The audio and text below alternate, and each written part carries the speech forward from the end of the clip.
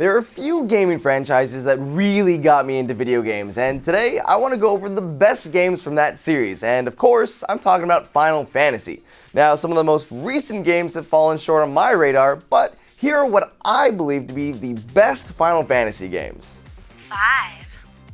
Starting with number 5 is actually number 8.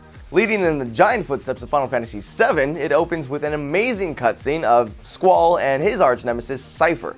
Now, the story is a bit confusing. They're at a school or something, and you switch to a separate set of heroes here and there.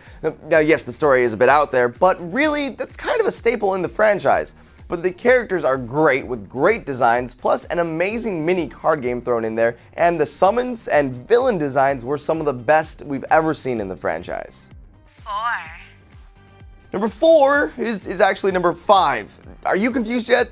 No? Alright, let's keep doing this. Final Fantasy V is, I believe, number 2, but not on the list. Still just number 4. This game was the staple in RPG job classes for the franchise. Some would even say it influenced how job classes should have been done in all RPGs. It brought a much deeper level to creating the best team to saving the world. But most importantly, the job class system built in this game put down the foundation for Final Fantasy Tactics, which takes us to 3.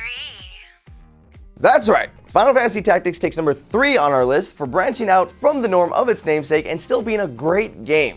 Turn-based battle RPG, job classes, and adding in actual maps to do combat in charge of moving your own characters, setting up your attack, and take down your enemies with a real strategy.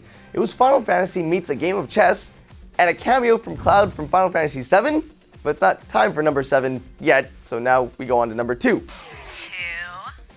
Actually, yes, it is time for number 7, and I bet you're surprised that it's 7 and 7 is not 1, but let me explain why Final Fantasy VII was the blockbuster of all RPGs. This was the game that showed every other developer how to make a role-playing game, and the technology at the time was amazing. The first time you summon summon. Now, yes, there wasn't much creativity when coming up with the names of these characters, but still amazing every time. Final Fantasy VII is so many gamers' favorite game. Everyone has a story to tell about it, from how they felt when Aerith died to finally being able to get Knights of the Round, or just finally beating the Pagoda Challenge after it took them hours and countless deaths.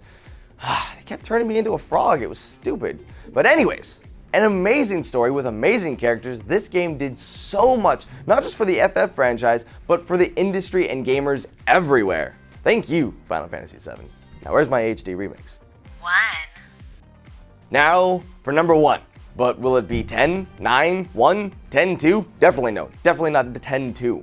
But number 1 goes to 6, which was actually 3 here in America, but 6 on the PS1. Seriously, jokes aside, trying to keep up with Final Fantasy sequels is harder than tracking Rambo sequels. Seriously, how do you go from First Blood to First Blood Part 2, then to Rambo 3? It just doesn't work. Like that. Anyways, I digress. 3 had the best characters. You can't argue it. Each character had a deep backstory that wound up fitting into the overall story arc in ways that haven't been able to be duplicated. Each character was so different and the dialogue was amazing. Plus the villain, Kefka, yeah, he's one of the worst villains of all time. He doesn't want anything but just to see the world burn. And the mechanic to gain spells in this game was the best. See, depending on what Esper you had attached to the character, summon, each fight would get you a percentage. Now, once at 100%, you got to keep the spell permanently. Now, this is a game that even today, I would play over and over if I could. If you have never played it, find a way and do it. Trust me. So that was my list of the best Final Fantasy games today.